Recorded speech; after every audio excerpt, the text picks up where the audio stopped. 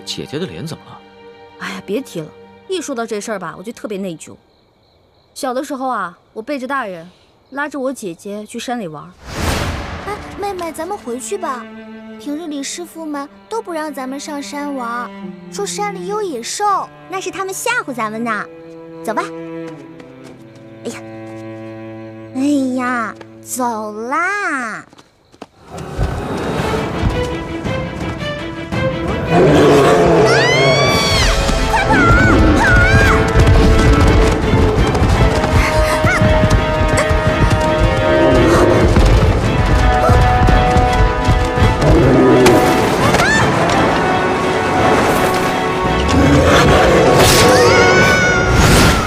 所以我姐姐脸上就落下了伤痕。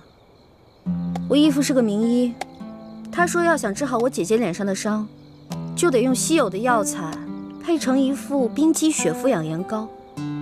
但我们家比较穷，这些药材一直凑不齐，所以我就想啊，什么时候能把我姐姐脸上的伤治好就好了。我姐姐可是个大美人儿，但就是因为脸上的伤让她变得很自卑，所以我希望我能早日帮她配齐这些药，治好她脸上的伤。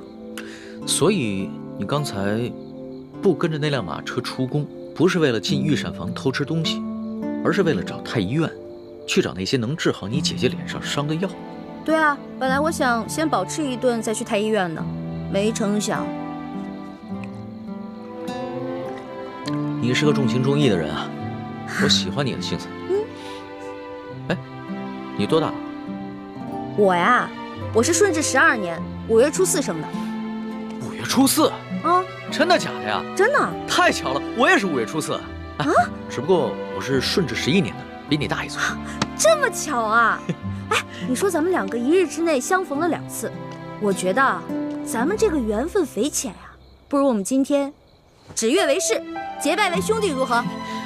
从来没有人想着跟我结拜的。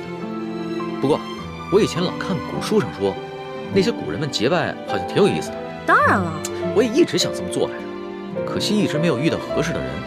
既然你我这么有缘，那就结拜吧。我长你1岁，我做大哥，你是小弟。哎，不行不行，岂不闻古人有云：文道有先后，术业有专攻。咱们既然结拜，就不能以庸俗的年龄论长幼，咱们得看谁的见识广，本事强。刚才你也说了，我的见识广，本事强，所以我是大哥，你是小弟。这也行啊？当然了，如果你觉得不行的话，再来打一架，谁赢了谁是大哥。不打。行，居然还有人想当我的大哥。行，你是大哥，我是小弟，好了吧？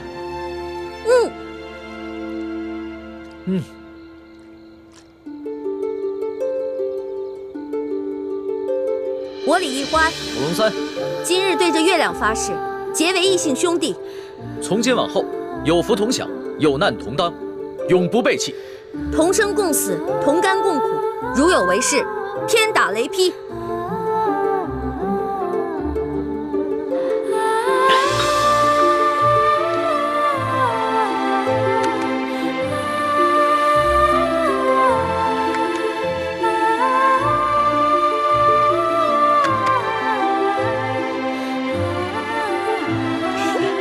大哥请，小弟请。啊，对了，我们现在都结拜了，以后不能骗你了，要不然会天打雷劈的。大哥，你说什么呢？你可真是个小白兔！我之前说那个解药说要10两黄金，其实只需要10个铜板。我跟你结拜了，所以自然不能骗你了。哦，还有这个玉扳指，还给你吧。我是刚开始看你那么有钱，所以想顺便敲敲你的竹杠。不过现在咱们都结拜了，我就不能再骗你了，我得讲义气啊。大哥果然是个性情中人。不过我们刚刚对着月亮发誓，要有福同享，有难同当。小弟的东西呢，就是大哥的东西。这个玉扳指啊，大哥你就好好收着吧。这个东西啊，小弟多的是，不必还我了。当真啊？当真。我们刚刚发过誓的，你总不想让小弟被天打雷劈吧？像你这样的小白兔，行走江湖不得被人炖了给烤了吃啊！不过你放心吧，现在有大哥在，大哥保护你。行，那日后小弟就多仰仗大哥观察了。放心吧，乖啊！我回来了，你去哪儿了？猪哥哥。我看看啊，有没有受伤啊？哎呀，猪哥哥，别大惊小怪的了。你看我不是挺好的吗？什么事都没有啊。哎，你知不知道，大家为了找你一宿都没睡，各个据点也都派了人，满北京城的找你。樊师妹到现在都没回来。一欢，姐，你急死我们了。哎呀，对不起嘛，没想到我一夜未归，大家这么兴师动众的。欢妹，你要注意自己的身份。如果你出了事，整个联盟会不惜一切代价去救你。如果因为你牺牲了那么多无辜的性命，你心里过意得去吗？我知道了，猪哥哥，我错了，我下次再也不这样。不过，你们知道我去哪儿了吗？去哪儿了呀？紫禁城。你不是跟我说去庙会了吗？是啊，我事先去的庙会。我去了庙会以后，我还去紫禁城溜达了一圈呢。我不光进去了，你们猜我看到了谁？我碰到了皇上的御前侍卫龙三，我还跟他结拜了呢。啊？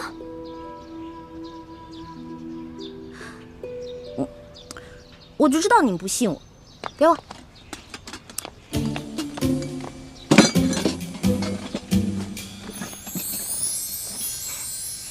哇，看，没骗你们吧？我不光跟他结拜了，我还成了大哥了呢。他居然认我当大哥，我从小到大都是最小的，没想到我现在成大哥了。原来龙三就是康熙的御前侍卫，是替他在外面打探消息的，怪不得出手那么阔绰。欢妹，你要多跟龙三联系，要挑起康熙跟鳌拜的内斗，也许龙三就是一个重要的突破口。没错，你昨晚不是正巧碰见鳌拜勾结内奸吗？这样一来，小皇帝肯定就更加记恨鳌拜了。可是我跟龙三都结拜了，他是我兄弟啊，我们已经发誓了，有福同享，有难同当。我这样做是不是有点不厚道？欢妹，情有轻重，义有大小。江湖情义固然重要，但那是小情小义。联盟光复大明，那才是大义。一欢，你要相信咱们这些从小一块长大的兄弟姐妹，可不能被刚认识的人给迷惑了呀。那好吧，我听你们的。皇上头晕的毛病可好些了？略好些了。只是皇祖母，你们都退下吧，和皇后唠些家常。下去。是。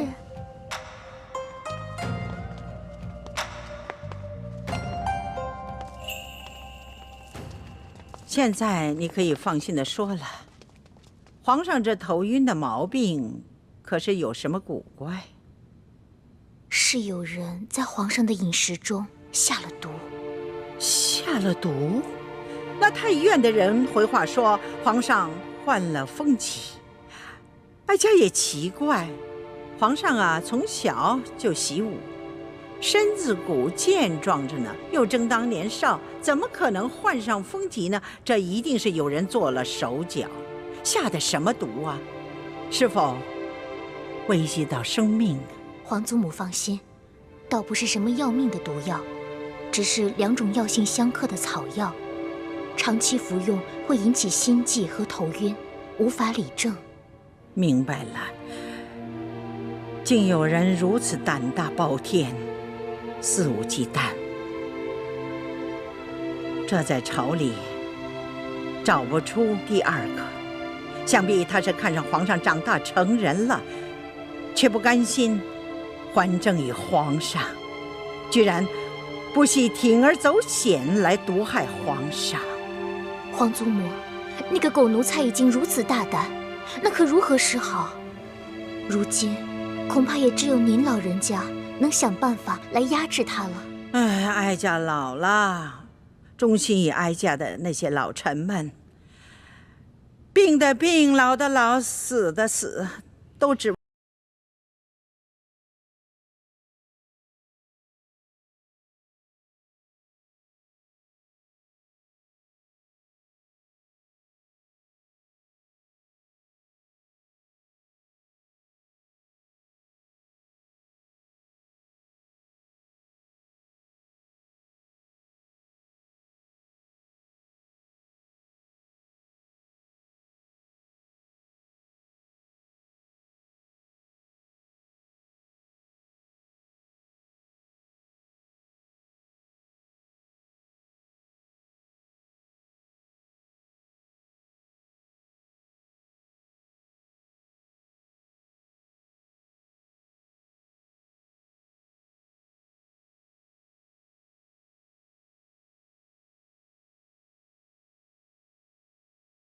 给你的。怎么煎怎么服我都写好了，1个月之内按我说的做，保你跟皇上体内的毒全部消除。多谢大哥。小小意思，不用客气的。哎，对了，大哥，你为你姐配的那个养颜膏需要的药材也写一份给我，我回头帮你去太医院取去。真的？谢谢龙小弟。自家兄弟，你跟我客气什么呀？哎，对了，你们查到那个给皇上下毒的人了吗？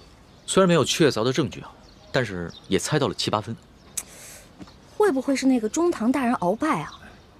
他那天说让宫里的内侍给皇上进补，是不是就是给皇上下毒啊？大哥，这外面人多嘴杂的，咱们好久才见一次。今天我们只谈美食，不谈国事。对，美食当道，其他的靠边去吧，吃吧。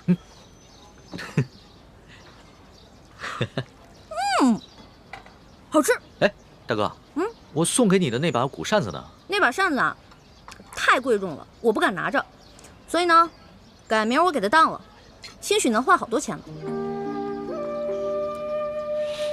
大哥，那把古扇是我阿玛赠给我的，对于我来说意义非凡。我和大哥呢一见如故，很是投缘，所以把它转赠给大哥。没想到你却想把它拿去当换钱。呸！我说错话了吗？别生气啊，龙小弟。您放心吧，那把扇子我会好好保存着，我绝对不会把它卖了。如果丢了的话，那我就出门被雷劈，下河被水淹死。你也不用发这么多的誓啊，只要你心里有小弟就好了。哎呀，龙小弟，你不知道，你是贵族家的小公子，而我呢，从小出生在一个穷乡僻壤的山谷里面，全谷的人呢，连一件像样的绸衫都没有。每当过年啊，所有的人分一头猪吃。来到京城以后呢，我觉得京城好繁华呀，我特别想努力赚钱，把这些钱都带给乡亲们，让他们过几天好日子。大哥，以后呢，要是缺钱的话，你就来找小弟我，小弟别的忙帮不上，银钱这方面很是方便。只是，大哥千万别再把我送给你的东西拿去卖了换钱。哎，那可不行。虽然你是我兄弟，但是你已经帮我很多了，我可不能再让你帮我了，我要自己赚钱。我知道，大哥这个人呢，表面上看上去放荡不羁，其实还是很有原则的。哎，我的龙小弟也不错嘛，仗义疏财，通情达理，最主要的，大气有钱。能得到大哥这样的评赏，小弟心里甚是欢喜。